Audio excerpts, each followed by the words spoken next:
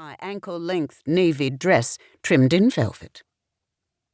I perused the bookshelves, noticing that the conversation dips to a whisper whenever I skirt close to a group. As I draw near women I recognize from my position as president of the National Association of Colored Women's Clubs, I smile and nod, but I only occasionally receive a nod in return. Most often, my acknowledgments are met with steel-cold glances. Funny how the same women who talk with me about the advancement of women in a formal meeting space open to whites and Negroes pretend not to even see me in this social setting. Instead of allowing this to smart, I read the titles as I survey the books. A biography here, a novel there, a historical study in between. Ah, Dr. Bethune, what a pleasure.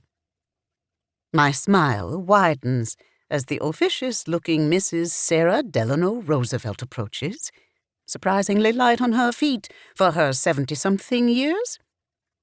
It is good to see you again, Mrs. Roosevelt. You as well, Dr. Bethune. I hesitate, then say, I hope you'll pardon me for clarifying. I pause, and Mrs. Roosevelt's expression hardens. She's not used to correction. I prefer to be called Mrs. Bethune, although I am grateful for the recognition. My doctorate degree is an honorary one. I prefer that honorific be reserved for the men and women who worked hard to earn their doctorates. As you wish. Mrs. Roosevelt's voice softens at the benign nature of my clarification. Please tell me. I understand you've just returned from Europe. How was your trip? It was the most glorious 8 weeks. Isn't Europe amazing? So full of history. Leaning closer, she whispers, Did I hear you had an audience with the Pope? The astonishment in her tone matches the amazement I felt standing before Pope Pius XI and receiving his blessing. As we talk about the Vatican, I wonder how news of my travels spread so fast and so wide. But of course I say nothing about that. And when Mrs. Roosevelt asks the purpose of my trip, I tell her I traveled to Europe with Dr. Wilberforce Williams, the noted public health care expert and writer. He's a friend from Chicago who's been to Europe several times, and when he arranged a travel group, I knew it was time for me to get an understanding of life across the ocean. We chat about our experiences in Europe, especially the beautiful gardens. I love Kew Gardens in London in particular, Mrs. Roosevelt says. They have the largest botanical collection in the world, you know. Ah, yes, I say.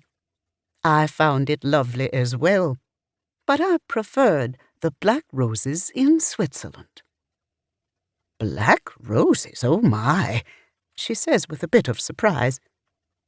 I don't think I've ever seen such a rarity. A butler approaches and whispers to her. It seems I am needed for a matter crucial to the luncheon. Will you excuse me? I am left alone once again and find myself facing a cluster of 3 women. I can imagine their thoughts, wondering what on earth I have in common with a society matron, mother to former Assistant Secretary of the Navy and failed vice presidential candidate Franklin Roosevelt. He'd been considered a promising politician on the rise until polio felled him 6 years ago. But I am not here because of him. The women and I catch one another's gazes, and I smile. When I'm rewarded with cold shoulders once again, I resume my